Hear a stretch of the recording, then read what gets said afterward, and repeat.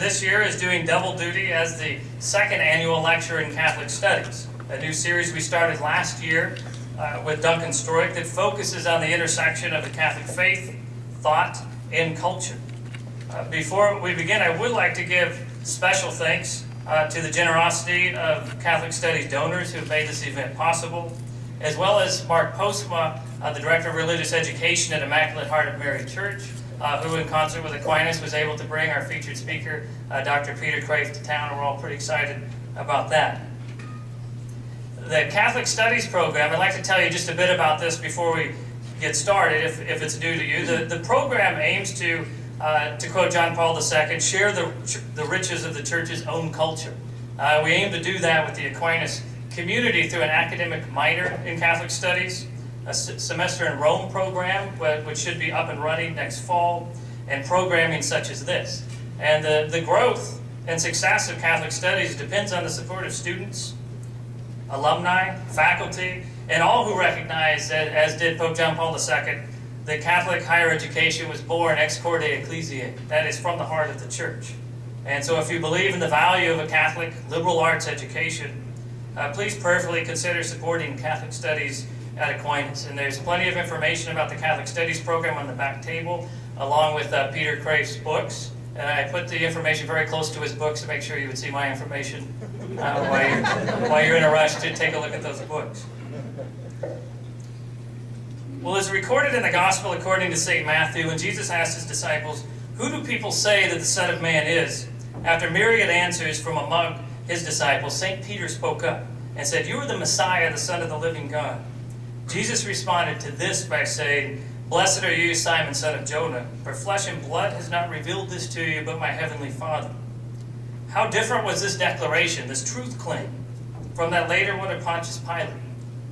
Standing before Pilate, being questioned by him as to his identity, Jesus said, "For this I was born, and for this I came into the world, to testify to the truth." Vexed and befuddled, Pilate could only mutter, "What is truth?" Was this a question? Was this maybe a declaration of surrender on Pilate's part, an admission of man's inability even to know the truth? Or maybe a mockery of the idea that something called truth exists and is even knowable?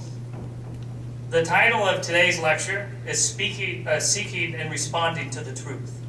This theme is an appropriate one, not least because this is the week at Aquinas College where we celebrate our school's patron saint and namesake, a tireless seeker after truth, if ever there was one.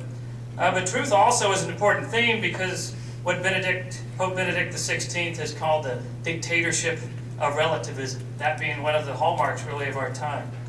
The only sure belief held by many is that truth, if there is such a thing, is relative. And so since the mission statement of this college calls on students to pursue the truth, I can think of no better topic for today. And I can also think of no better person to speak to us on this topic than Dr. Peter Kreeft. Professor Kreeft is professor of philosophy at Boston College and at the King's College in New York City. He's also a regular contributor to several Christian publications, in very wide demand as a speaker at conferences, and is the author of over 55 books. And for all I know, maybe since last night, he's written a new one. That's just very, very impressive output. And I think recently his first novel as well. And so, ladies and gentlemen, it's my pleasure to introduce to you Dr. Peter Kreeft.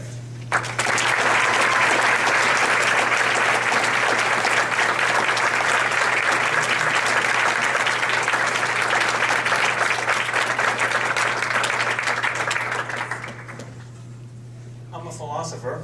There are two kinds of philosophers. One kind takes clear things and makes them more muddled. You've probably had those kind in class. And then there's the kind that takes muddled things and makes them more clear. Socrates is the first great philosopher, and there are two different takes that students have on Socrates. Some think he's the first kind of philosopher, some think he's the second. Well, I have two great models among philosophers. One is Socrates, who is the beginning, and the other is Thomas Aquinas, who is the end. And I think both of them are the second kind. Both of them take muddled things and make them quite clear. And that's what I'm going to try to do today. The topic I have been set, and I like it when you tell me what to talk about because you've done half my work for me. You've got the question out. All I have to do is give you the answer. getting the question out is much more difficult and much more precious than most people think, and finding answers is much easier and more available than most people think today. So you've done half my work for me in giving me my question. All right, here's my question. Here's my topic.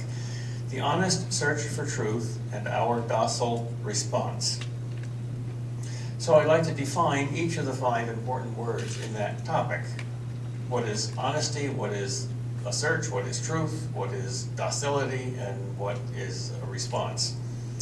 And in defining these terms, I'd like to say something more than the dictionary. The dictionary is a very useful book, but it's boring. So I'd like to avoid putting you to sleep. It's too early in the day for that. So I'd like to focus my definitions on avoiding some sort of error that maybe you're making. One of my favorite philosophers is William James, who says that most of philosophy isn't worth doing because it doesn't make a difference. It's just a game that you play with words. He tells the story of himself and 2 other philosophers who went on a walking trip, and they were sitting down on a bench and watching 2 squirrels chase each other around the tree. And each squirrel was just as fast as the other squirrel, and each squirrel kept moving. Neither one ever stopped, and they kept moving in different directions. So each squirrel was always on one side of the tree, and the other squirrel was on the other side of the tree. Philosopher A said to philosopher B, "Notice those squirrels?" "Yes." "I have a question. Each squirrel circumambulates the tree, correct?" Circumambulates means walks around. "Yes," said philosopher B. "Does each squirrel also circumambulate the other squirrel?" "No, of course not," said philosopher B, "because in order for A to circumambulate B, B must be stationary." "Not so," says philosopher A. "In a double star system, the stars circle around each other, and yet they never stop moving. So those squirrels are like double stars." "Not so," said philosopher B. "Circumambulation is a transitive, not an intransitive relationship." "Wrong, you idiot," said philosopher A. And they went on like this for 30 minutes. And after the argument descended more and more into logical technicalities, the end of the argument was, as Henry James, who was just sitting there and watching, said, that each philosopher stomped off in opposite directions, calling his opponent a hopeless, bumbling idiot, and promising never to talk to him again. And William James says, "I think I have just witnessed most of the history of Western philosophy." William James was a man of immense common sense, like Socrates, and like Christ. And I like to imitate examples like that, so I'll try to give you definitions that don't just give you words, like much of the history of Western philosophy. Not all of it, but much of it. James says, "A thing is meaningless unless it makes a difference to your experience, a difference to your life." He gives 2 examples. He says, "I'm an agnostic, and I don't know whether there's life after death or not, and I don't know whether there's God or not, and I don't know whether there's free will or not, but I know those are 3 awfully important questions that make an enormous difference, so I'm going to keep thinking about them." But a question like, are time and space objectively real, or are they only in our consciousness? That, he says, is not a question that I can make any sense out of, because whether I say yes or no, I know I'm going to have to eat my lunch after I eat my breakfast, so it's not going to make any difference. So I'll try to say something that will make a difference. First, honesty. Everybody praises honesty. But in our society, we're afraid of anything that's fanatical. Fanatic is our society's new F word, especially if it's preceded by the word religious. But I maintain that if honesty is not fanatic honesty, it's not honest honesty. Honesty has to be an absolute. It has to be not simply something you do on some occasions, in some circumstances, but a thing that you absolutely must do on all occasions and on all circumstances. There's not many absolutes left. Ours is a rather relativistic society, but even a relativist usually admits that he must always be honest. Very seldom do you get anybody praising deliberate dishonesty.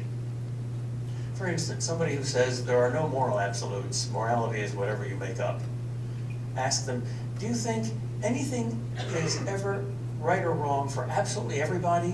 And they say, no, everybody's different. Well, what about this? Do you think it's ever right for any individual to deliberately disobey his or her own conscience. Your conscience may tell me different things than mine, but if your conscience tells you to do X and my conscience tells you to do non-X, we each have to follow our conscience, don't we? Oh yes, they said. Well, there's an absolute. Oh. Not many absolutes left, but there are some. There are a lot of very good things that are not quite absolutes. Kindness, for instance. Kindness is extremely important. Without it, you can't be wholly human. But there are times when you shouldn't be kind. You shouldn't be kind to your teenager when he's asking you for permission to do drugs. Justice is terribly important, but unless we go beyond justice, we're never going to solve the problem of war. The Jews and the Arabs are not going to stop killing each other until they forgive each other, because they both have justice on their side. So there are a lot of very important things that aren't absolutes, but honesty is. Now, there's three kinds of honesty, or three dimensions of honesty, and at least two of them are absolute. And the third one is sort of absolute. Because honesty is a relationship. Honesty is my thinking about something or somebody. So there's always myself as the one who can be honest or dishonest, and then there's always something else about which I think, or to whom I speak, or whom I'm trying to communicate to. And that somebody else could be other people, or it could be myself, or it could be God. Now, you obviously have to be honest with God. You're a fool if you're not. God is simply light. And if you're dishonest with light, you're in darkness. Augustine says in the Confessions, if I could take only 3 books to a desert island, I think it would be the Bibles, the Summa Theologica, and the Confessions. Even if I would not confess to you, the whole book is written to God, what could be hidden in me, O Lord, from you, to whose eyes the deepest depth of man's conscience lies bare? I would only be hiding you from myself, not myself from you. Try to hide from God, and you'll find that you succeed in hiding God from yourself. God's like the sun. Try to run away from the sun. You'll run into your own shadow, but the sun will keep shining. All right, God is truth itself, so you've got to be honest with him. If you are, then you'll be honest with yourself, like Job, as distinct from the 3 friends. They were nice, they were proper, they were orthodox, they didn't commit any heresies, they just kept saying what the rest of the Bible says about God, and they were God's defenders, but they were not honest with themselves. They were not suffering. Job was. They didn't recognize that. And the reason Job's speeches were approved by God, even though they're full of confusion and rebellion, and the speeches of the 3 friends were not approved by God, even though they were full of correctness, was that Job was honest with God and therefore with himself. And therefore Job always talked to God, not just about him. Have you had teenage kids who, when you are discussing problems in their presence, what shall we do with Susie? What shall we do with George? Hey, Mom, hey, Dad, I'm here. Hello? Well, God's sort of like that. We're talking about him all the time as if he's not here. He's here. Job knew that. Job talked to him.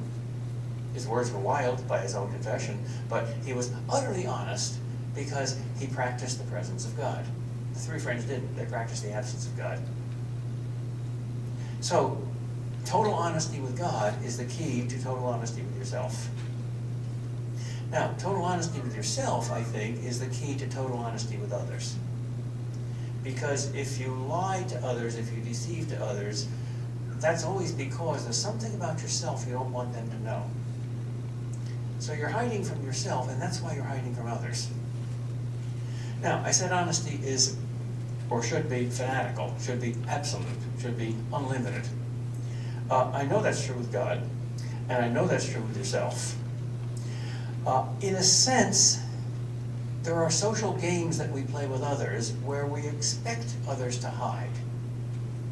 So I won't go so far as to say that you should always tell the truth to other people all the time under all circumstances. If a lady says to me, "Am I fat?" Should I be honest? Well, that depends on who she is. Thomas Merton wonderfully summarized all of human good and evil in 2 sentences. He says, we are not at peace with others because we are not at peace with ourselves, and we are not at peace with ourselves because we are not at peace with God. Substitute the word honesty for peace, and you've got another profound truth. The reason we're not honest with others is that we're not honest with ourselves. That's harder. And the reason we're not honest with ourselves is that we're not honest with God. That's harder too, because God's scary. If you didn't know that, you better read the Chronicles of Narnia and get to know Aslan, who is good, but he's scary. He's a lion. Second word, search. What is it to search for something? Well, a search could be a search for something you can use, like food, or a search for something that would use you, like truth. When you search for food, you search for something you can fill your stomach with, so that you're fuller afterwards. You put that apple into your stomach, and it digests the apple, and it becomes you. It's not an apple anymore. But when you search for truth, it's the other way around. You search for truth so that you can change. Truth doesn't change like an apple. You change. When you enter the hall of truth, and the light of truth shines on you, you look different, but it doesn't. So it's the opposite kind of search from the search for physical things, which you want to change. It's also got to be, therefore, a humble search. The only way you can enter the temple of truth is on your knees. You can't control it like you can control an apple. You're the prodigal son coming home. There's always a kind of repentance in truth. I repent of my ignorance. But at the same time, it's got to be passionate and idealistic. It can't be wormy and smarmy and swarmy and like, oh, I'm nothing. Truth is a king, and you're invited to enter into the throne room of the king. And that's a tremendous passion. Philosophy literally means the love of wisdom, not just the search for wisdom. Search is a weak word, like the word respect. Love is a passionate word. Jesus says, seek and you shall find, implying that if you don't seek, you won't find. If you don't love the truth, you're not going to find it. Pascal says in his Pensées that when truth came into the world, he didn't reveal himself as clearly as people wanted. He uttered his truths in parables. He knew that most people would go away and not understand him. He knew that they would, most of them, not accept him as the Messiah. Why did he do that? Why didn't he clearly correct all their errors? Why, if the church has been full of controversy for 2,000 years, didn't he head that off at the pass and say, well, here's the solution to justification by faith, and here's the solution to predestination and free will, and here's my answer to infant baptism, and then we'd all have agreed. He could have done that. Why didn't he do that? Well, there's a number of reasons, but Pascal says, here's the reason. He wanted to give us just enough light, not too much. Because if he gave you too much, you'd have no free will. You have no free will about 2 and 2 are 4.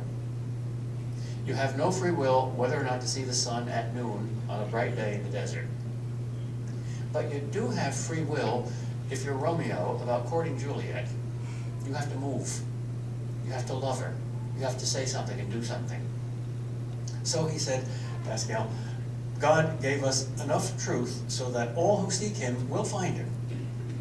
And so little truth that those who don't seek him won't find him against their will. That's how much he respects our free will.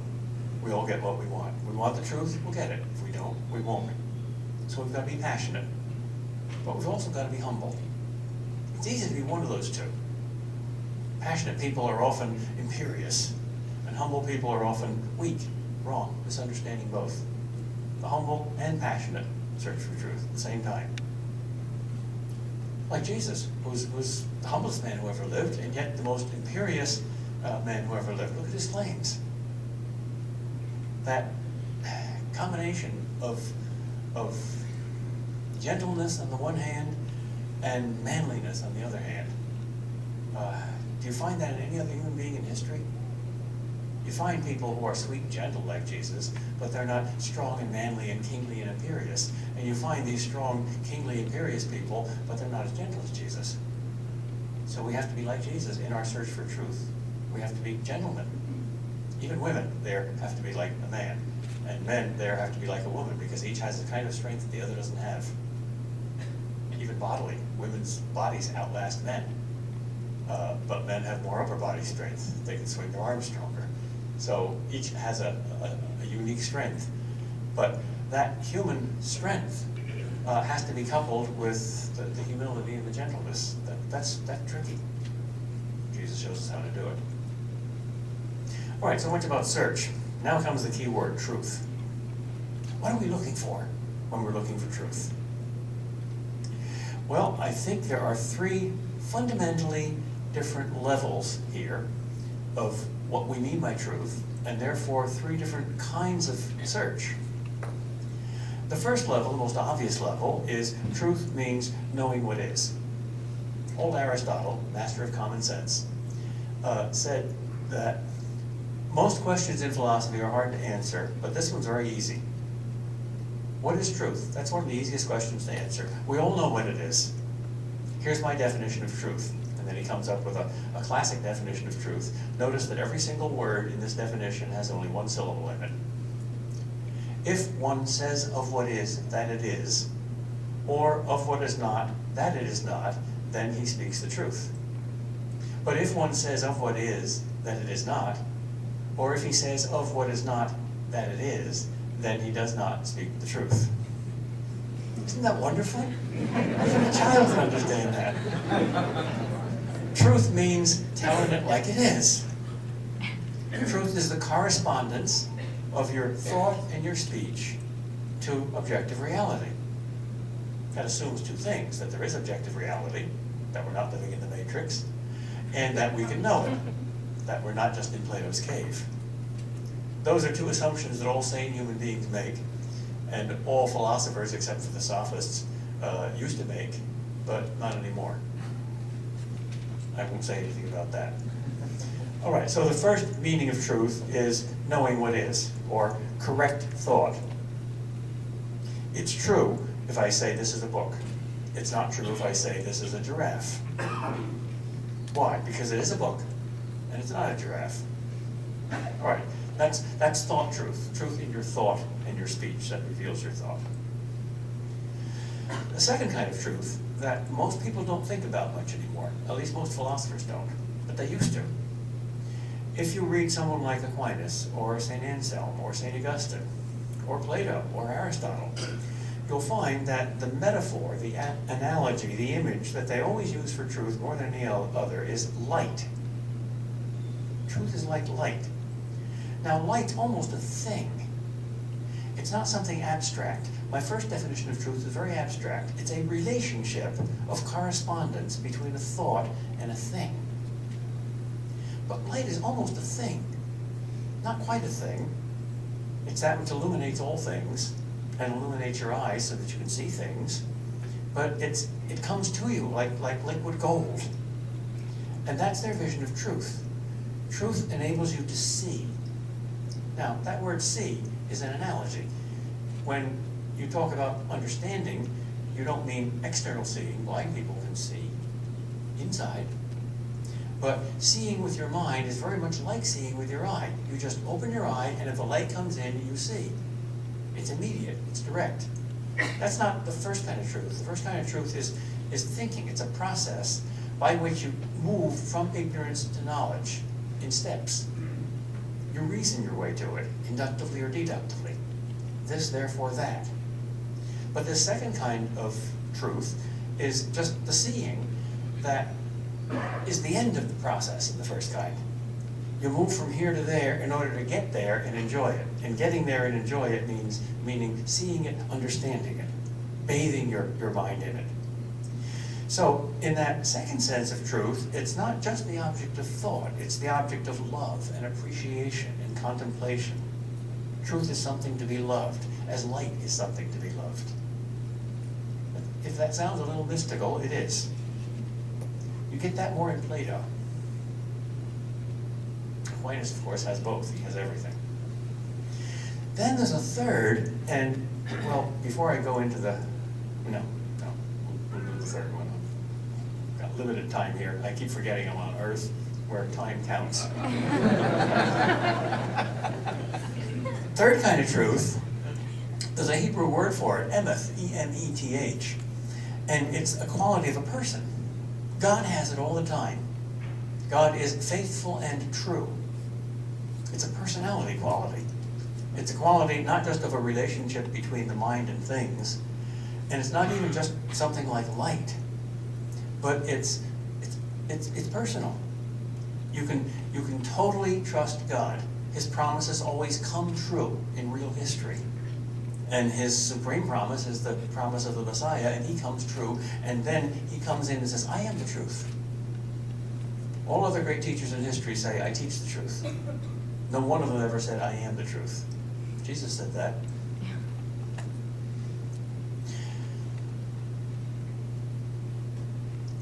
John, in his Gospel, the most philosophical book in the Bible, identifies him with the Logos. That was a word very familiar to anybody who knew Greek philosophy. It was a word for truth. But truth in a deeper sense than just correct correspondence of your thought to reality. Truth in the sense of light, but not just any kind of light, but ultimate light, the ultimate truth, the ultimate law that governs the whole cosmos, the mind of God.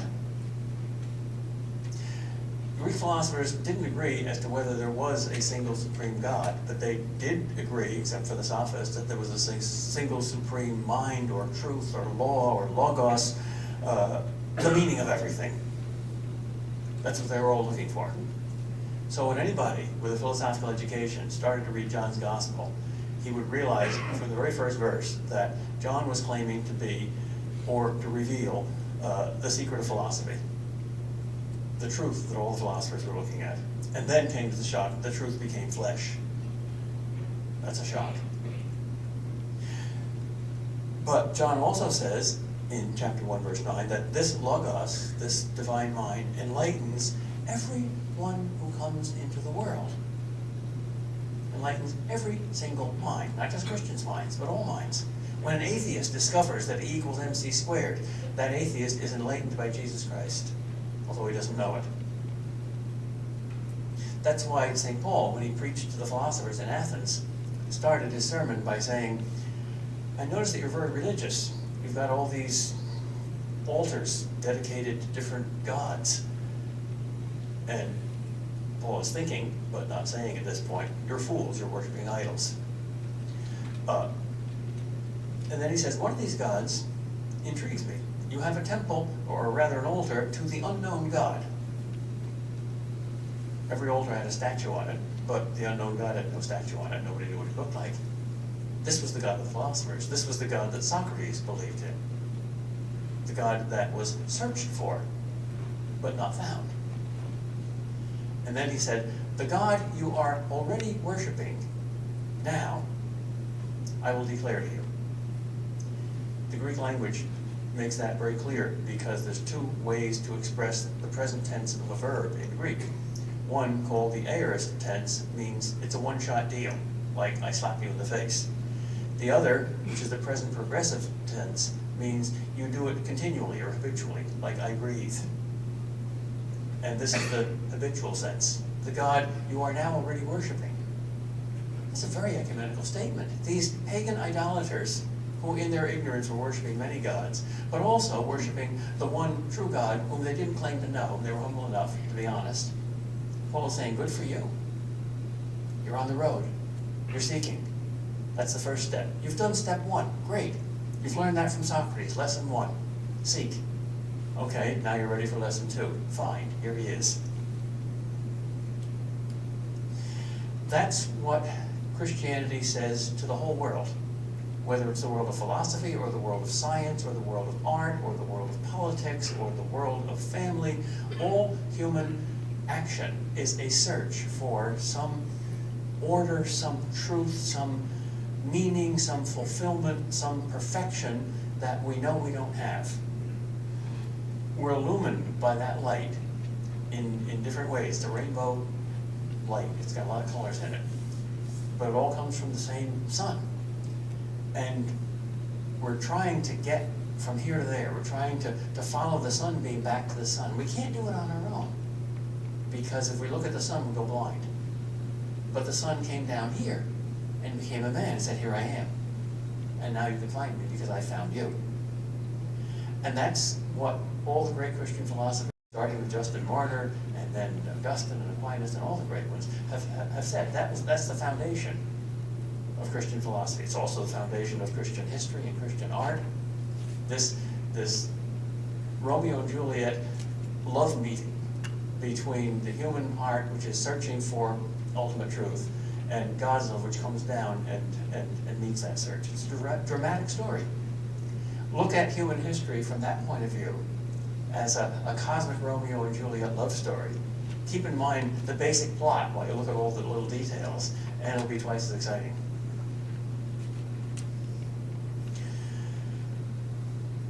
The search for truth and our response are what kind of response? Docile response.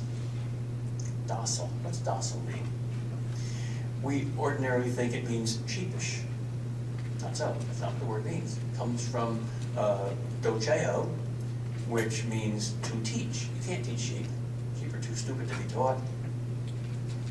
A computer does not think because a computer is docile.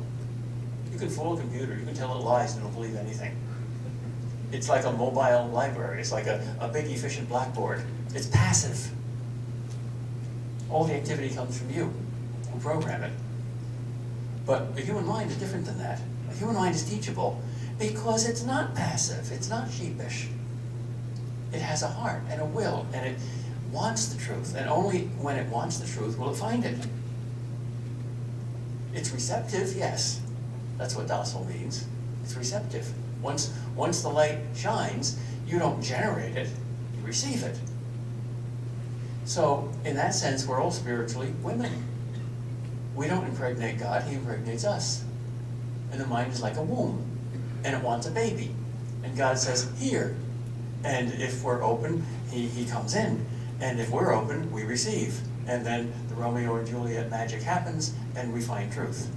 But our part is fundamentally to be teachable, docile, receptive. Now, to be receptive, is that to be passive?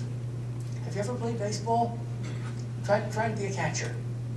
Do you just put the mitt there and let the ball go into it? No, it's an art to catch that ball. It's male chauvinist nonsense to think that a woman is simply somebody who lies down there and takes it. No, to receive is just as active as to give. Now, God is always pictured as male in the Bible. And some people think that's just a projection of cultural male chauvinism.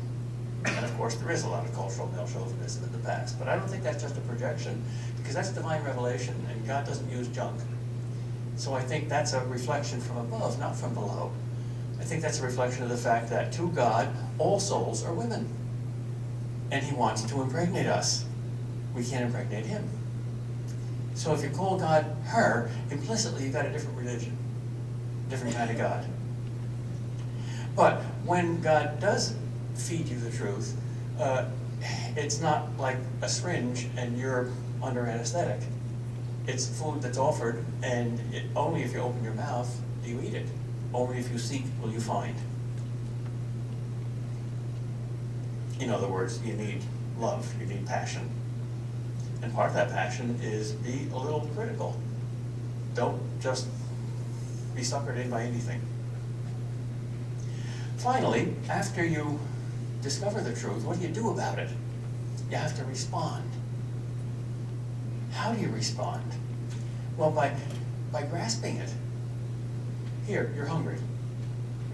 You're searching. Somebody offers you food. You've discovered that somebody and that food. You still have to go out and eat it. Our response, although it's active, is always in the second place. We're not first, we're second. If you don't like that, well, that temptation comes straight from the devil. That's the only sin you can imagine a perfect angel committing. God creates Lucifer as the greatest of the angels, and he doesn't have any needs, he doesn't have any temptations, no lust, no greed. Why would the devil possibly rebel? Well, only one reason. God's number one, he's number two. And that's pride. I want to be number two. Pride is essentially competitive. Pride is not just taking proper pride in what you are and what you do. God wants you to do that. He wants you to love your neighbor as yourself. And therefore, he wants you to love yourself as your neighbor. But I don't want to be number two. I want to be number one. I want you to be number two. That's bad stuff. Rodney Dangerfield says, when you're looking out for number one, you're probably going to step on number two. Think about it. So we're number two. And our role is to respond. To say, thank you. Gratitude is a fundamental moral prerequisite for wisdom. You can't appreciate truth unless you are a grateful person. One of the wisest men I ever knew, Father Norris Clark, a wise old Jesuit philosopher, I'd say he's one of the greatest philosophers of modern times, in his 80s went to Tibet all by himself just to talk to Tibetan Buddhist monks and gather from them some of their wisdom. And he told me he didn't think that much of their theoretical wisdom, but he thought a lot of, very highly of their practical wisdom. They were very holy. And he asked them a question. He said, what do you think, our religions are very different, but they're both called religions. So what's the most important religious attitude? What's the starting point for anybody who wants to be religious, either Buddhist or Christian or anything else? What's the fundamental human religious attitude? The single most important religious value? And the monk said, I'll answer that question, only if you do too. Put it down on a piece of paper, don't show me. I'll put it down on a piece of paper, and I won't show you, and I'll ask 3 of my other monks to do the same thing, and then we'll compare our 5 answers and see how close they are. So they did that. The 5 of them wrote a word down, a single word, on a piece of paper, then they unfolded the piece of the paper. This is not a joke, or this is a literally true story. And Father Clark said, amazingly, they all had exactly the same word written down. The monks all knew English. The word was gratitude. Father Clark said, that's very profound. Then he said, now, gratitude for what? What do you mean? Well, gratitude for existence itself. Gratitude for everything. Father Clark said, yes, that's what I mean too. Now, if you don't believe in God, to whom are you grateful when you are grateful for everything? And the monk said, we really don't know. Well, they're very much like those Greeks in Athens. And they need a St. Paul. And if they're really grateful, then they are very far along on the humble search for truth. And if we properly show them the truth, I think they'll make the next step. Now, I've defined the basic terms in my title. Are there alternatives to this honest search for truth? Yep, unfortunately there are alternatives. So you have to know the bad roads in order to keep off of them, as well as knowing the good road in order to keep on it. So let me give you some of the alternatives to the honest search for truth that you should avoid. This is true whoever you are, whether you're an academic or a non-academic, and whatever field you're in. First of all, you can search for something else above truth, which I would say is dishonesty.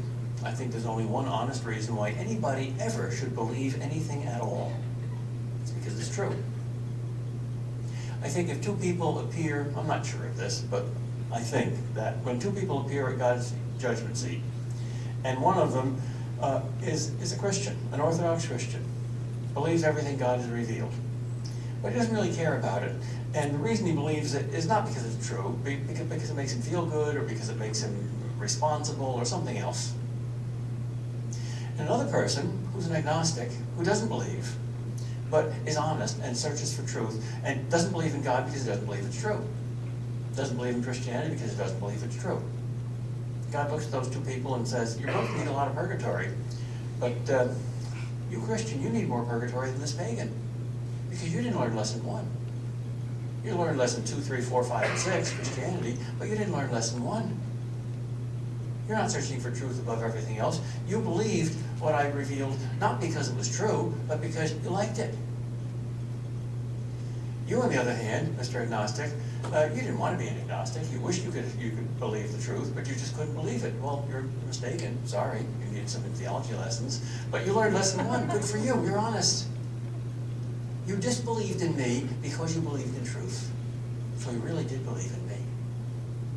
And you fake Christian, you did believe in me, but you didn't believe in truth, and therefore you didn't really believe in me. Now, nobody knows how the Last Judgment is going to go, but that's my guess. And I think we all agree with that. To quote William James again, he says there are two kinds of people, tough-minded and tender-minded. And the tender-minded want something more than truth.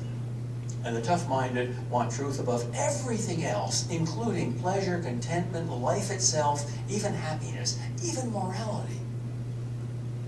And he says those are such different types of people that when they argue with each other, eventually they say, we just don't understand each other. Well, I hope he's wrong. I hope we're all tough-minded. I suspect that we deep down are. Because here, there's three things everybody wants. Number one, we want the truth. Number two, we want happiness. Number three, we want goodness. We want to be good. We want other things too. We want to be bad too, but we want to be good. Everybody's got these, the angel and the devil whispering in one ear and the other ear. But everybody's got an angel. Be good. And be happy. And be true. Now, remember how happy you were and how good you were when you were 3 years old and it was December 24th. Because you believed in Santa Claus. Belief in Santa Claus made you very, very good and very, very happy. How come you don't believe in Santa Claus anymore? Oh, I'm sorry. Did I destroy somebody's faith? There is no Santa Claus. Sorry. Why don't you just compel your mind to believe in Santa Claus? It'll make you very happy and very good. Only one reason, you know it isn't true. Oh, how tough-minded you are. How honest you are. Good for you.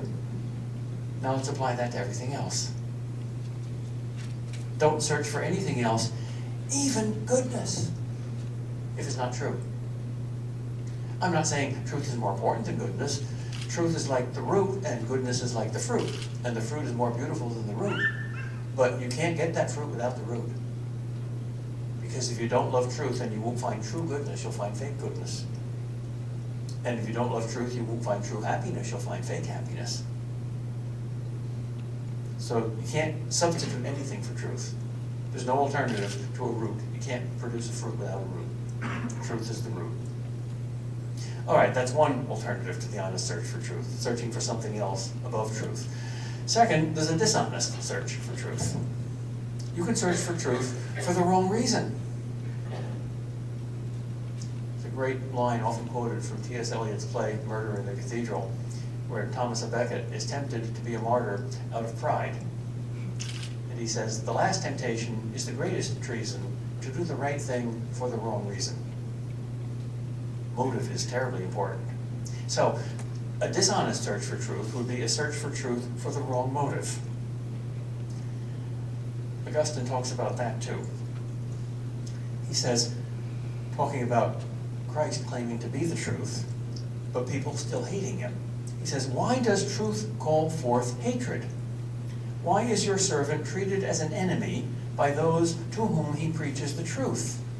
If everyone loves happiness, and happiness is joy in the truth. That's Augustine's definition of happiness. Joy in the truth, or true joy. Everybody wants it, and he gives it. So why do people hate him? His answer, because they love truth in such a way that those who love some other thing want that thing to be the truth. And precisely because they do not wish to be deceived, are unwilling to be convinced that they are deceived.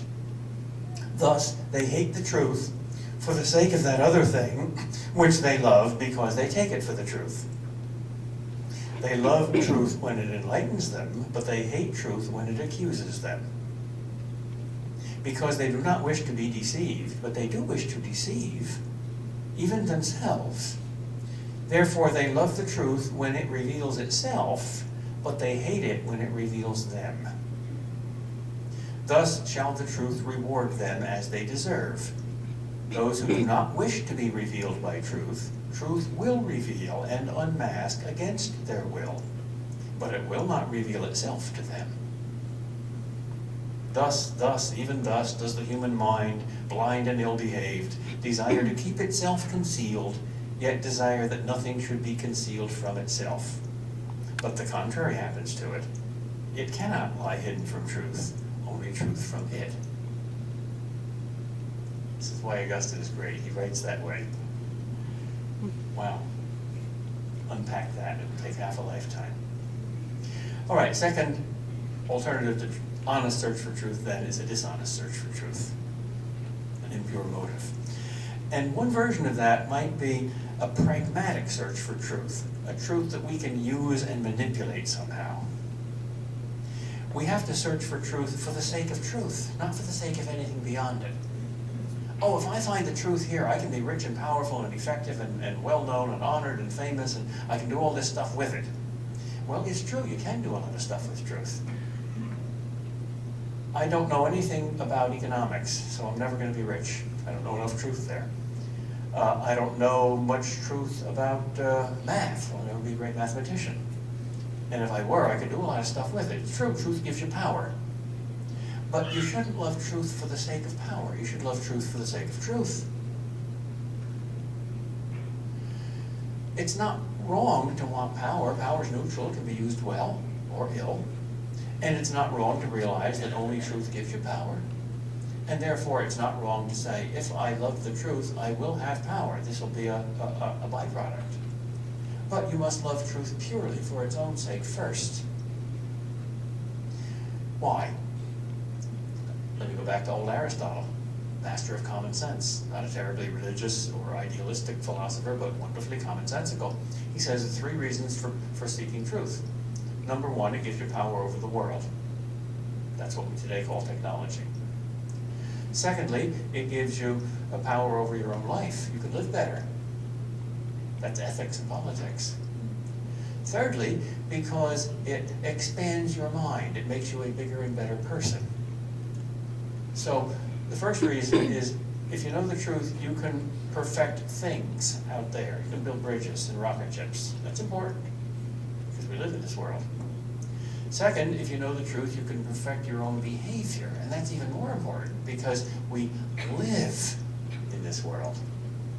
But most important, to know the truth is to perfect yourself, and that's important because we live in this world. Now, that third desire for truth for its own sake is what we call the liberal desire for truth. Aristotle said there are liberal arts, which means the search for truth for its own sake. And there's the servile arts, which means you search for truth as a servant for something else. Aristotle lived in a slave society. None of the Greeks questioned slavery, amazingly. And he used that as a metaphor. There are subjects that you study that are like servants. They're useful. But a servant is owned by somebody else. He exists for the sake of his master, not for his own sake. But the master is free. Well, there are master courses called liberal arts courses, which are like free. In those courses, you seek the truth for its own sake. And in the other courses, you seek the truth for the sake of using it somehow, to make your life better or to make the world better. Those are 3 honorable reasons, but the first one is the most honorable. And the most practical, because the reason seeking the truth for practice in your life is more important than perfecting the material world is it's closer to home. Your life is closer to you than the external world is. For exactly the same reason, liberal arts is the most practical of all things, because it perfects not just your behavior, but your very self, your mind. I think, I have a dark suspicion here, that the decline of liberal arts education has a lot to do with the sexual revolution. Here's my suspicion. The sexual revolution allowed us to have sex whenever we want, without consequences. So it allowed us to manipulate each other and use each other as means to our own gratification. That's lust. Okay? That's kind of dishonest sex, because the very meaning of sex is, I love you for your sake. I'm going outside of myself to you. I'm not just using you as a means to my own pleasure. Well, if you deny liberal arts education, you're having a kind of lustful relationship to truth. Not for its own sake, but for the sake of something else. The same kind of relationship you can have to each other if there's lust instead of love. It's pragmatic, it's selfish. If you don't see that connection, don't push it. But if you do, well, it might go on. Another alternative to the honest search for truth is skepticism, which says there's no truth, and if there is, nobody can know it. Simple skepticism is easily refutable logically. Do you know that you know nothing? Is it true that there's no truth? Is it objectively true that truth is not objective? Is it absolutely true that there are no absolutes? It always contradicts itself. But still, it's a comfortable attitude. There's two kinds of skeptics, comfortable skeptics and uncomfortable skeptics. Uncomfortable skeptics are honest but confused people. They would like there to be truth, but there isn't. Then there's comfortable skeptics, like Pontius Pilate. What is truth? Truth, schmoof. I don't know the truth, therefore I'm not responsible for anything. Oh, that's very convenient. That's the justices of the Supreme Court when they wrote Roe v. Wade. Their fundamental argument for allowing abortion is, nobody knows the truth. Who knows when human life begins? Therefore, okay. I think they should be given the Pontius Pilate Award there. I'm partially opposed, but, lots of big but. Give them let's call it the Pontius Pilate Big Butt Award.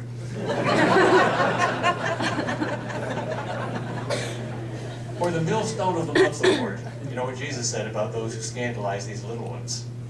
Something about millstones. Well, a dishonest skeptic is a happy skeptic. He's glad he doesn't know, or pretends he doesn't know, so he has a license to do what he pleases. Always distrust a happy skeptic, and always sympathize with an unhappy skeptic. Because you see, motive is deeper than anything. And the unhappy skeptic has the motive of a desire for truth, but he thinks he can't get it. Well, he's got the good desire there. But the happy skeptic doesn't desire truth. Truth would be terrifying to him. Truth would make him responsible. Truth would make him guilty. Maybe our whole moral relativism comes from that. Because if there's no real objective true morality, then nobody is a sinner. They're just doing unacceptable behavior or ignorance or something, but there's no sin if there's no moral law. That's why moral relativism is not just a philosophical error. It imperils your salvation. Because according to Jesus himself, you can't be saved unless you do two things. Repent and believe. Well, how can you repent if there's no such thing as sin? And how can you say there is such a thing as sin if there's no objective moral law that defines it and that you sin against? It's an unfortunately convenient philosophy. Or as the devil says, as you enter hell, you'll find that in this place there's no right and wrong. You know, the song everybody sings as they enter hell is Frank Sinatra's song, I Did It My Way.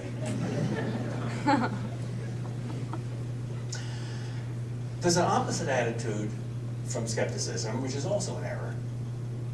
It's called in popular language dogmatism, which is not the right word because dogma is a good thing.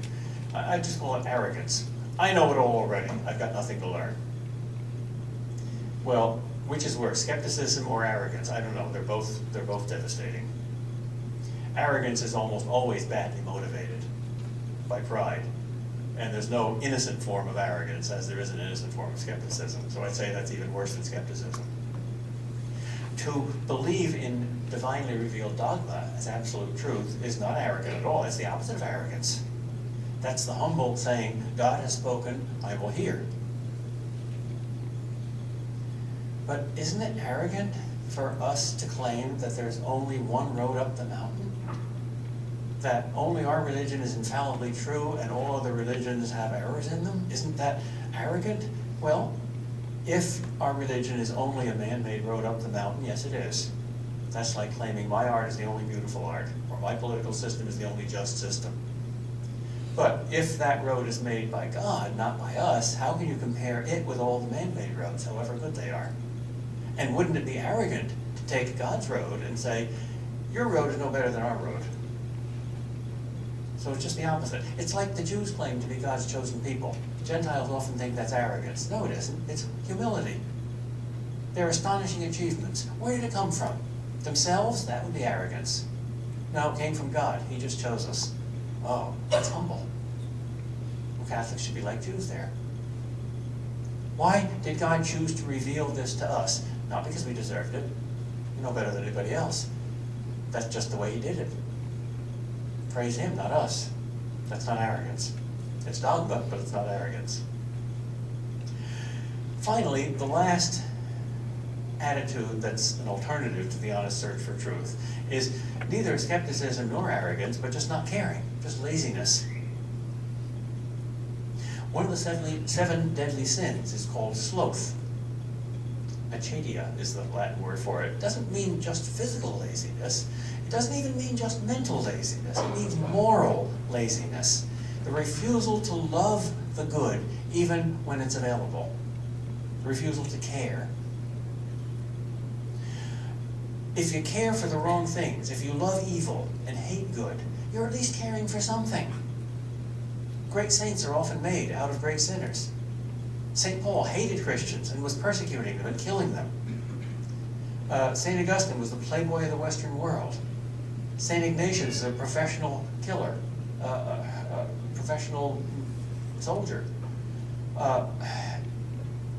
They cared. They were passionate people.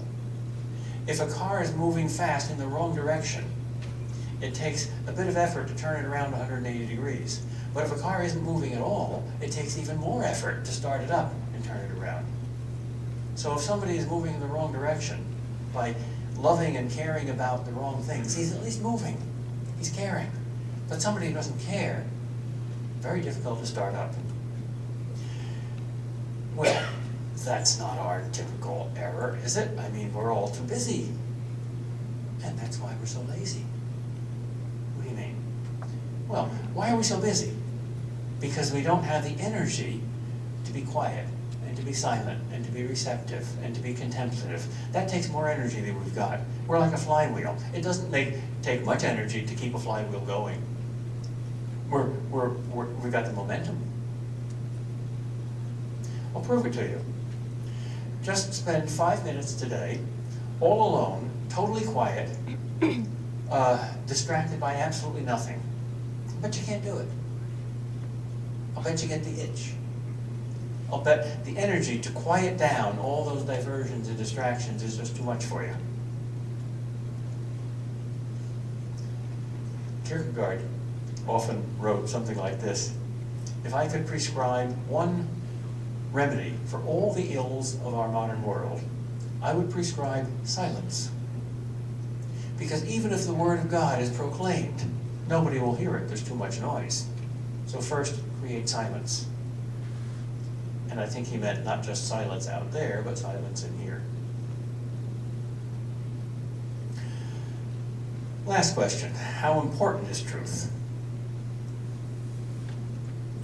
I've defined the term, and I've given some alternatives to it, and that's most of my time taken up already. And that's the dull part. It's like preparation for painting. 90% of painting is preparation, and that's dull. And then the last 10% is putting the coat of paint on, and that's interesting. So here, I hope comes the coat of paint. Why is this crucial? Isn't love more important than truth? Can truth trump love? Love is more important than truth, and truth can't trump love, but truth has to come first. Truth is the root, love is the flower. Truth has to judge love. Love is not all you need. You need truth too, to distinguish fake love from true love. In fact, for Augustine, that's the distinction between good and evil. He says, my love is my gravity, my love is my weight, my love is my destiny. Amor meus pondus meum, he says. My love is my ponderous thing, my heavy thing, my weight. I'll go where my love goes. So all evil is disordered love, and all good is rightly ordered love. Ordered by what? Truth.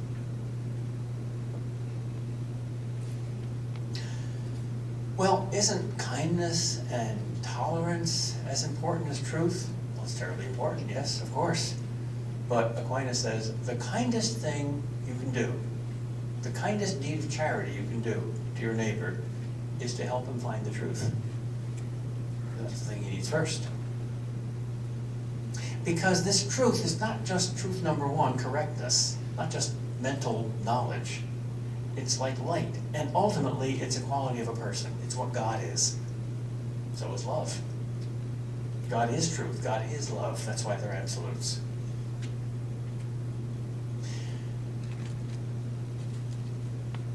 Even happiness can't transcend truth, because if you seek for happiness at the expense of truth, you won't find it. And if you forget about happiness and seek for truth for its own sake, you'll be happy. It's the principle of first and second things. Seek ye first the kingdom of God and his righteousness, then all these other things will be added. Even eternal happiness? Here's a problem for a clever philosophical theologian. Suppose you had to tell a lie in order to save a soul. Is it wrong to tell a lie to save a soul? Imagine that situation. My answer is no. I cannot imagine that situation. There is no such situation. The heaven that you would enter by means of telling a lie isn't the true heaven. Heaven is full of truth. Now, lying is socially relative. It's a thing that differs from different contexts. For instance, in basketball, you need to use something like head fakes. That's the rules of the game. In a riddle game, you don't tell the truth, you conceal it so that you win the game.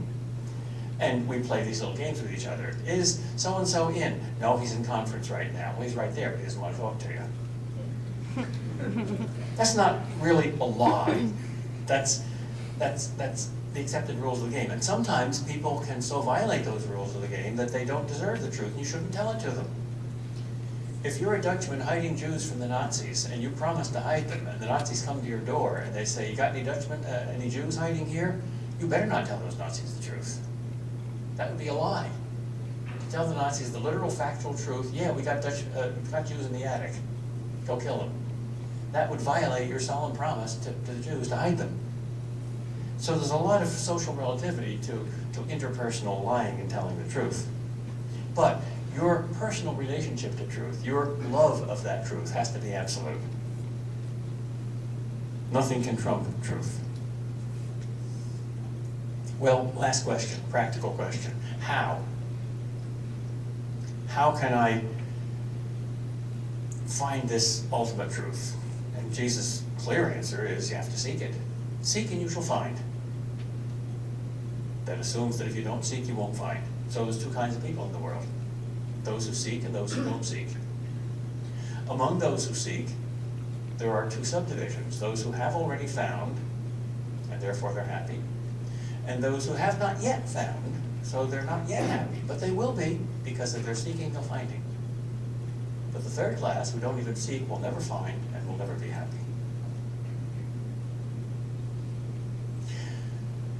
Well, suppose you say, yeah, I agree with this, but I'm such a weak person with such a weak will. Yeah, I love the truth, but when you describe all these alternatives, I found myself doing a little of each one. I don't seek the truth nearly as passionately as I should. Good for you. Then you're seeking the truth, and you're also seeking the seeking of the truth. And you'll find that too. Because that's true seeking. And when Jesus says, if you seek, you will find, I think he means not only, if you seek me, you will find me, but also, if you seek the true way to me, which is passionate seeking. If that's what you are in love with. If you want to be a saint, you will be. There's only one reason why you're not a saint. You don't wholly want to be. Part of you wants to be, part of you doesn't. And when that part of you that doesn't dies, you'll be a saint.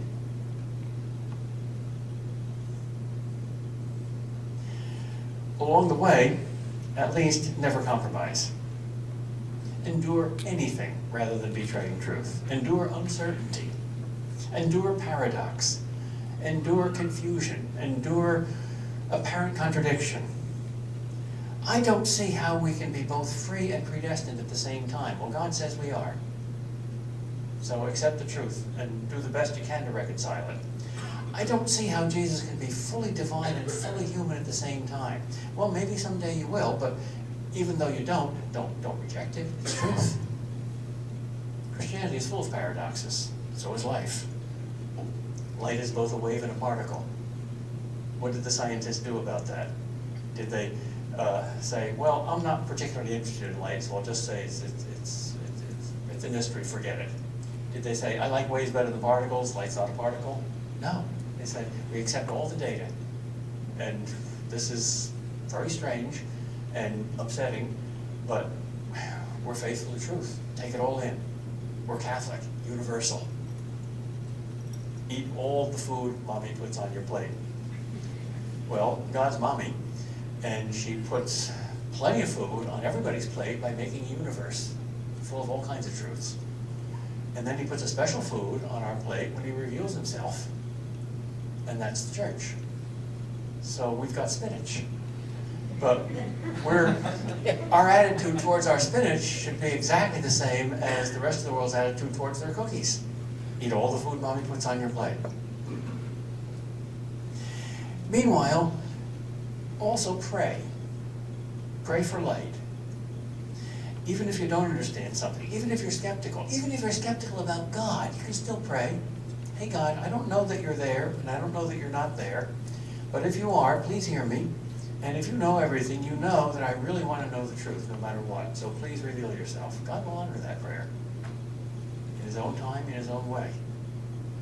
Because you've done the most important step. Even though you may still be an atheist, if you pray that prayer and you mean it with all your heart, you've done step one, seek.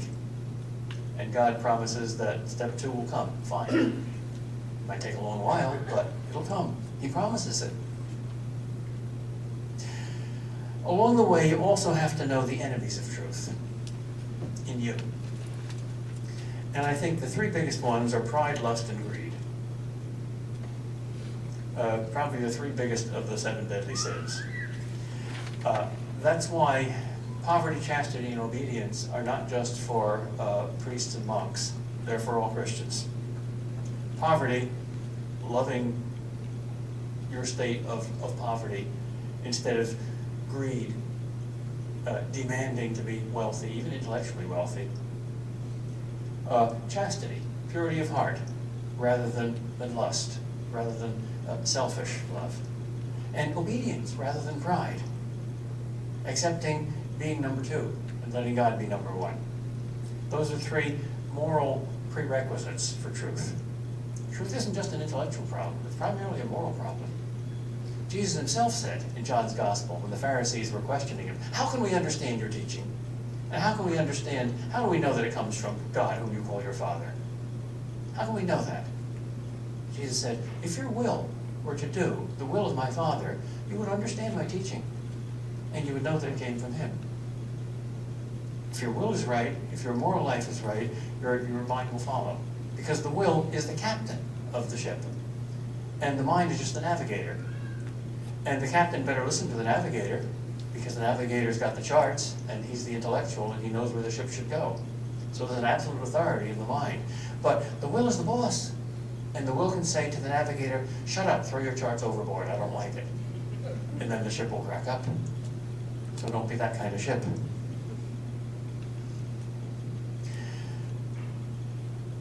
Finally, active obedience in your life can help you to find the truth. There's a great scene in the Brothers Karamazov where Father Zosima, the old wise priest who's about to die, is counseling a woman of little faith who's lost her faith, and she's kind of scatterbrained.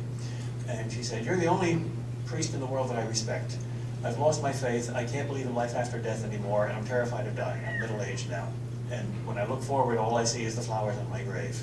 Please give me my faith back. Please prove to me that there is a God and an immortal soul. And Father Zosima says, I can't do that. What? If you can't do it, nobody can. Oh, yes, somebody can. You can do it. What? I'm not an intellectual. I can't refute all those materialists. But you can prove it to yourself by an experiment. What experiment? Experiment in your life. Love your neighbor as if he is an immortal soul, created by God for eternal destiny. Live as if it were true. Practice it. And if you do that, I guarantee that will open the eyes of your soul and you'll see that it's true. You have to practice it sometimes before you believe it, in order to believe it. The Eastern Orthodox call that orthopraxy, which they say often comes before orthodoxy. The two lead to each other. Nothing wrong with believing it first and then practicing it, but if you can't do it that way, you can do it the reverse way. That works wonderfully too. And I think we all need to learn that reverse way sometimes. I just learned a little while ago that somewhere in the country, might have been Michigan, who knows, the evangelical Protestants and the Roman Catholics got together to protest abortion. And they blocked an abortion clinic and they got thrown in jail together. So they shared this big jail cell for a whole night. And the next day, they came out, and the Catholics went home and asked members of their family, have they accepted the Lord Jesus Christ as your personal Savior? And the Protestants started praying the Rosary. Now that's ecumenism.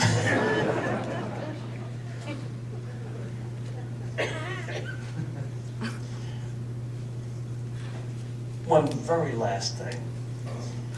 The motive in your search for truth has to be the fundamental motive that ought to guide your life in absolutely everything that you ever do, namely the love of God. If you seek His will, you will find it. He guarantees that.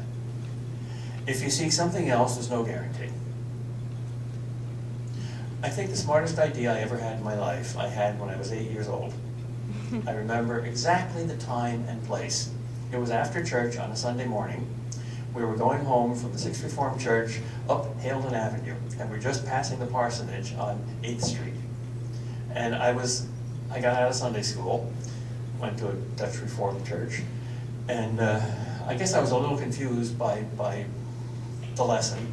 So I asked my father, who was an elder in the church, who was driving, I said, Dad, all this stuff that we learn in church, it all comes down to one thing, doesn't it?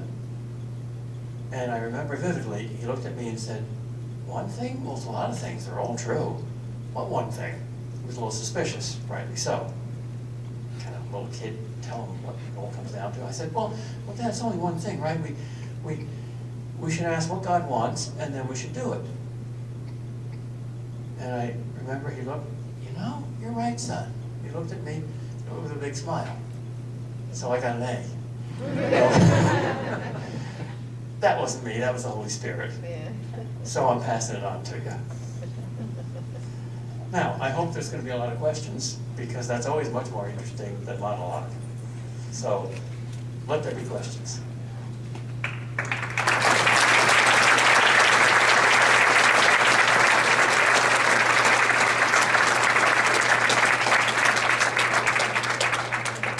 Yes?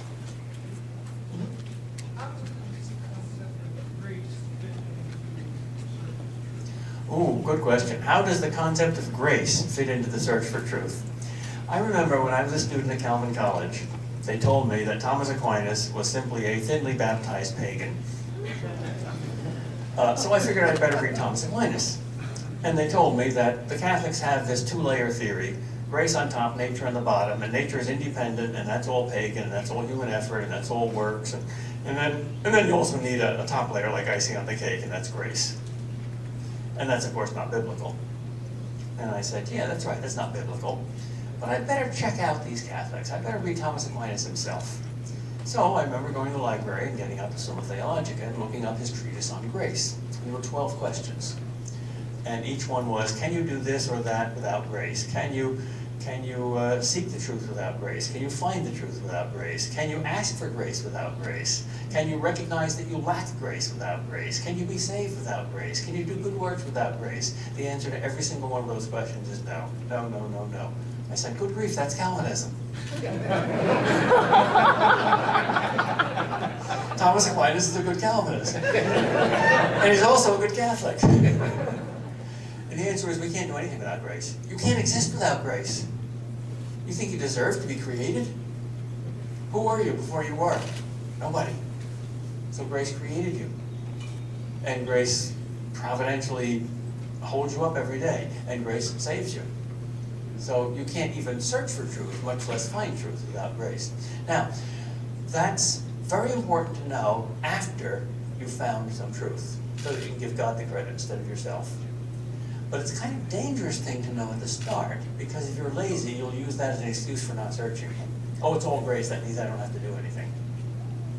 But there's a great principle in Catholic theology. Grace almost always uses nature. Very rarely will God bypass nature and perform a miracle. He doesn't like to do it that way. He likes to use us. So it's as a result of grace that I have this passionate human search. Augustine says somewhere in the Confessions, he imagines God saying to him, I think this is in the Confessions, maybe it's in the Soliloquies, "Take heart, my son, you would not be searching for me unless I had first found you." So the very search for truth is our prolongation of the divine act of grace, which turned on that search. Exactly by the same principle. Grace turns on nature, perfects nature, so that the more grace there is in you, the freer your will is. Grace doesn't turn free will off, it turns free will on. Like light. The more light there is, the more you see colors. So the more light, the more red, and the more light, the more blue. And God's like light, and free will is our red, and reason is our blue. Yeah. Thank you for your lecture. You mentioned William James and the pragmatic nature of truth that can be used for something. I just wonder how this can be reconciled with loving truth for its own sake, whether those two things can be brought together somehow. You take whatever truth you find anywhere. James isn't so big on this theoretical knowledge of truth for its own sake. He lacks that, so throw that in. But he's right about truth being utterly practical, and it should make a difference to your life. Nobody's got the whole truth except God. So I think you have to be an eclectic. That's St. Paul's advice. Test all things, hold fast to everything that is good.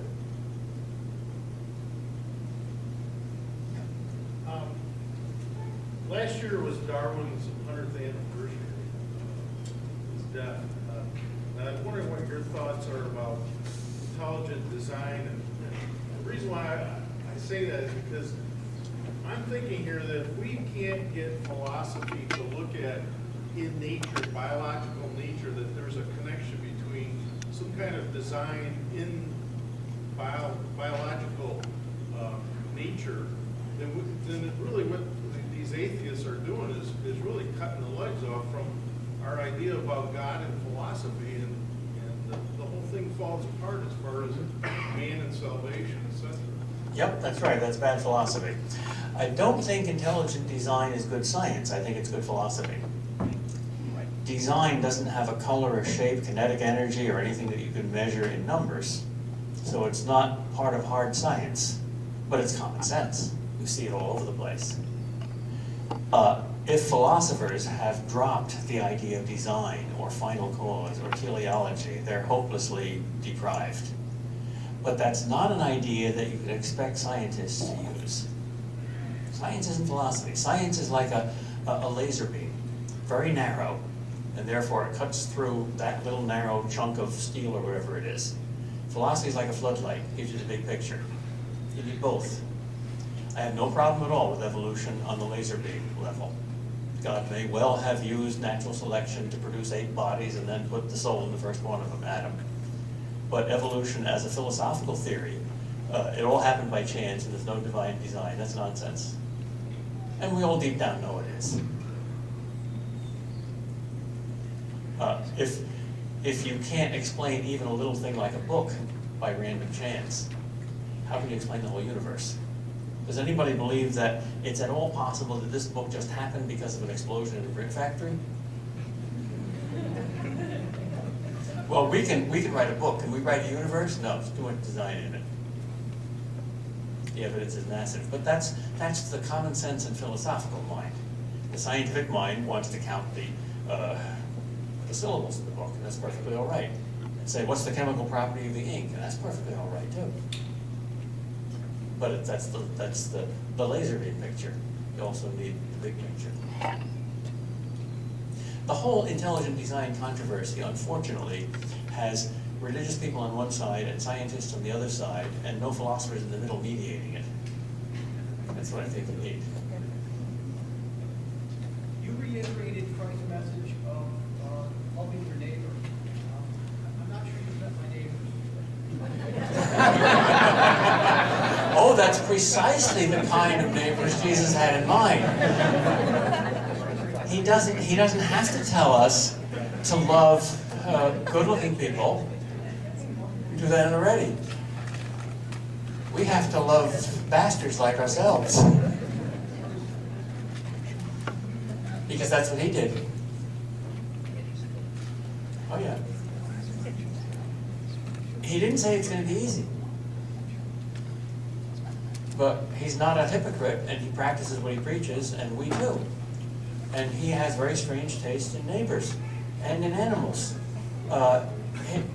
We are his modes of transportation into the world. And he has such strange taste in modes of transportation that he rode into Jerusalem on a jackass. And he keeps doing the same thing with us.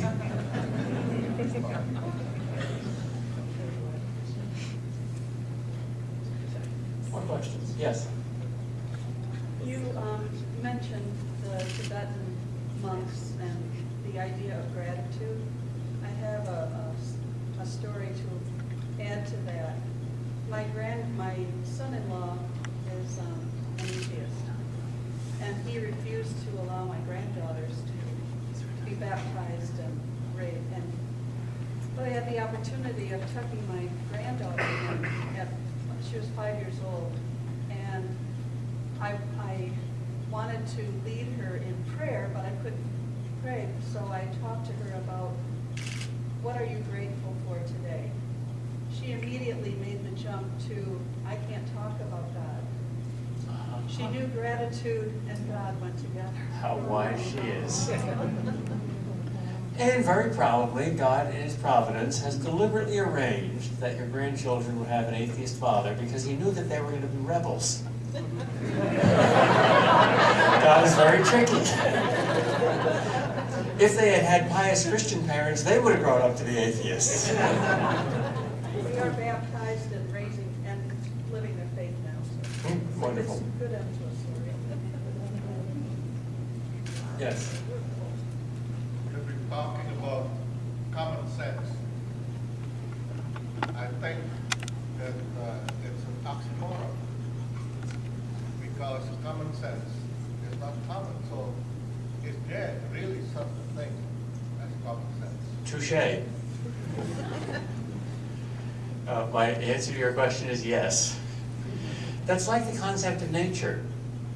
It's human nature to be unnatural. A human being is always somewhat inhuman. That's a paradox, but it's a consequence of the fall.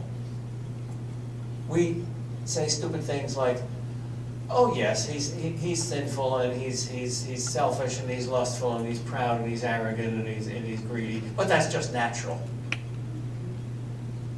Well, no, it's unnatural. It's not behavior that fulfills human nature. It's behavior that destroys human nature. Similarly, the most common views are idiotic views. Common sense is uncommon. That's a result of the fall. And we got to recognize that and be realistic and say, we can't simply trust ourselves. You can't totally distrust yourself, but you got to be critical with yourself, just as you're critical with somebody else. Because there's good stuff and bad stuff. There's a Jewish legend that God was trying to figure out who he was going to use as the first of his chosen people. So he first went to a Greek philosopher and said, know thyself, because if you don't know yourself, you don't know me, and you can't be my prophet. What is man? The Greek philosopher said. Man is goodness, truth, and beauty. Man is light.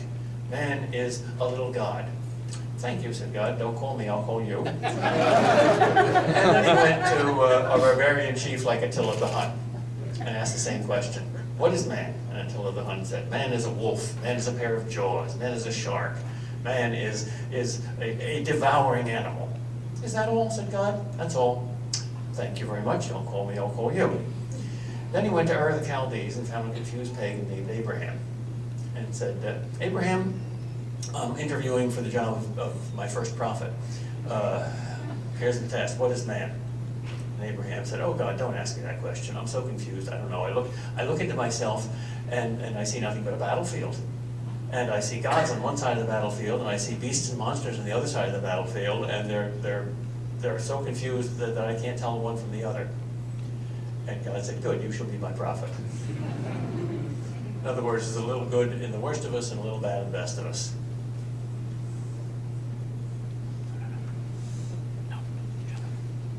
Thank you for your lecture. In the late 50s, when I attended a Catholic college, there was a core curriculum, and of that core curriculum, there was a 2-year requirement for philosophy.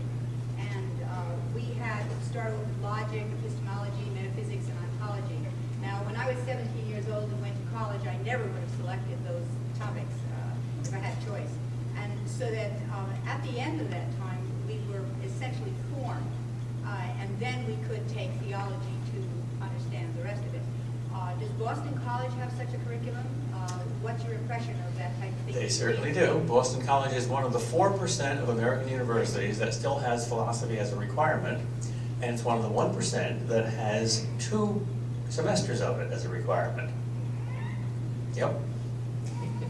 BC is still barely Catholic.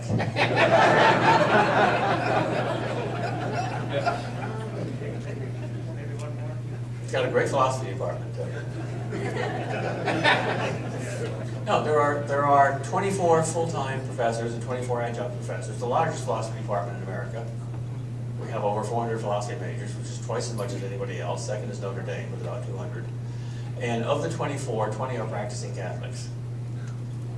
So it's a good department. Academically great, too. Yes?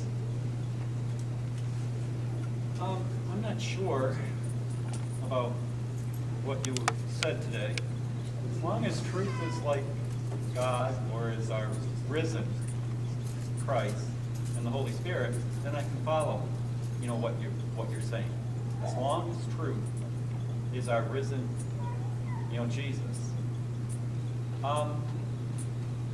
One thing that I'm Well, that's the most exploring- profound and difficult thing I said. The other stuff is easy. Yeah, but one of the things that I am really interested in right now is like the relationship between the late Fred Rogers, who was Presbyterian and a Calvinist, and the Catholic writer Henry Nouwen. And I like hearing what I'm hearing today about some of the good talking about how Aquinas can be a good Calvinist, and how maybe you can look at Calvin as being a protesting Catholic who thought real well, but there's a nice relationship that is there. A lot of Okay, Calvinists and become that's something Catholics. I'd like to see happen more. It's not many paths up the same mountain. Somebody's right and somebody's wrong.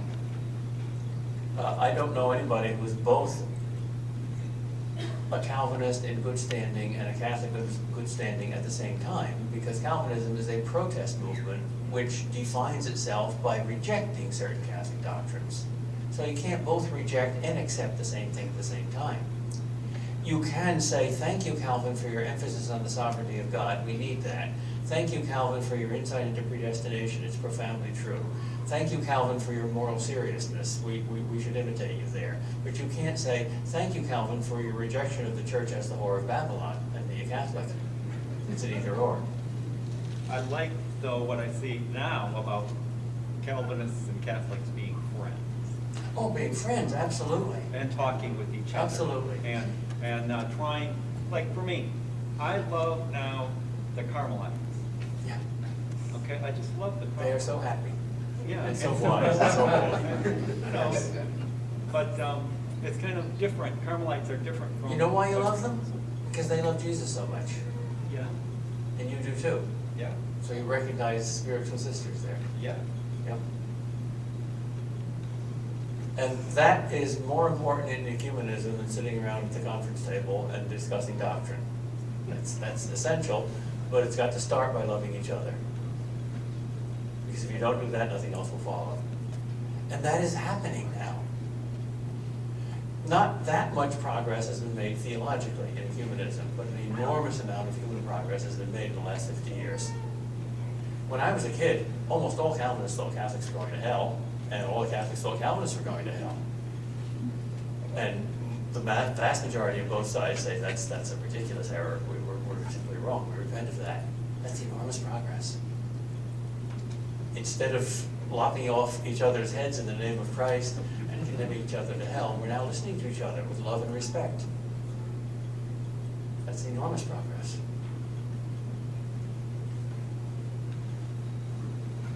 It's my understanding that Christ taught and showed that he had a preferential love for associating with the marginalized people, and that he came for helping sinners. And yet, I'm a little confused about the mention of Calvinism. Not that I know a lot about it, but I had always thought that Calvinism thought that there are certain people who are the elect, and you can tell them that you can tell that they are elect by the righteousness or apparent righteousness of their life, as well as their work ethic and prosperity, and that marginalized people are not elect. That's what all non-Calvinists believe. That's a lie. I never met a Calvinist who believed that if you practiced the work ethic and therefore got rich, that proved that you were one of God's elect and were going to heaven. I never met a Calvinist who believed that. And yet all non-Calvinists say, oh, that's Calvinism. It's the religious excuse for capitalism. I'm sorry, Max Weber taught that. Maybe that was true in Europe, but certainly not true in America. That's a perversion. Calvin's not that stupid. He knew his Bible. Yeah.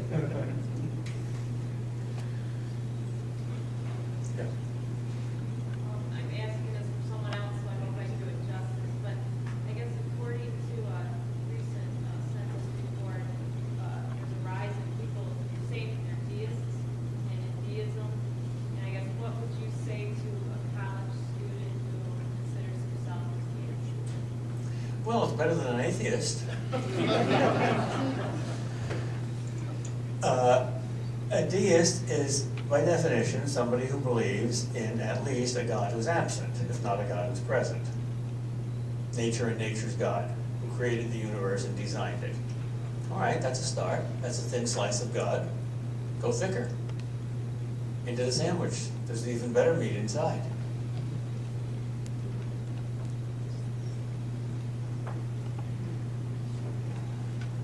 Maybe just recent, Okay?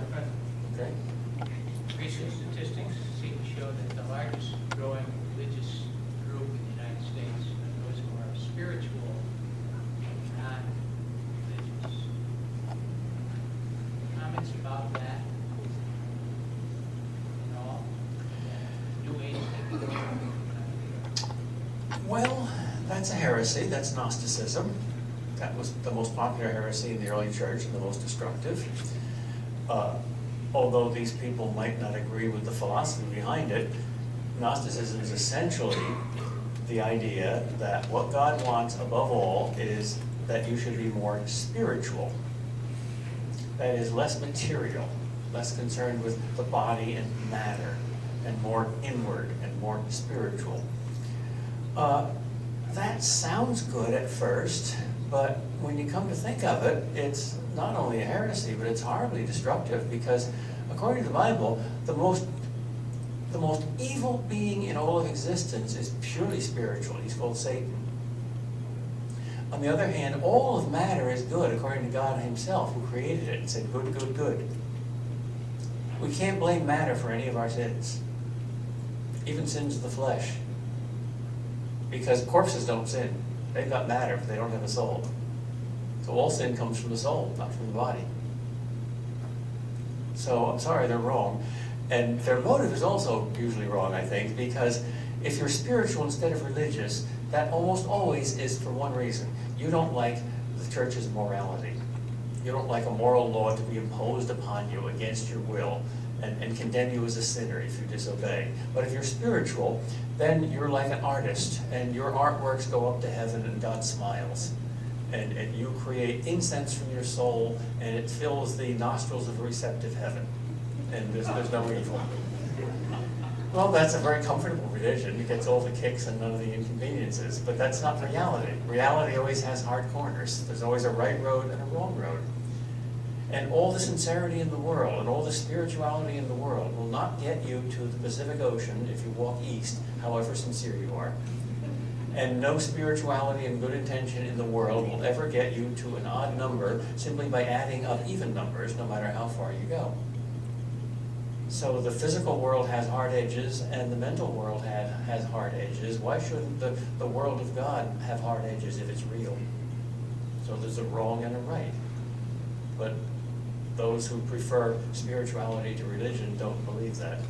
So that's a faith. So I'm not terribly upset by that because it's so silly and so flaky that it can't last. It can take a lot of people down and harm a lot of souls, yes. But it's not the strong force that's going to be a formidable opponent to Christianity in the future. It's not going to last.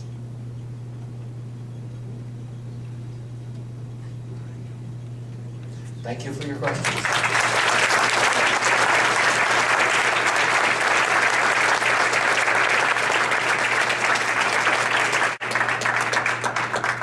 Thank you all for coming. Don't forget to check out the table on the way back. And I'm not sure if you'll be around for a brief discussion. And thanks again. Have a good afternoon.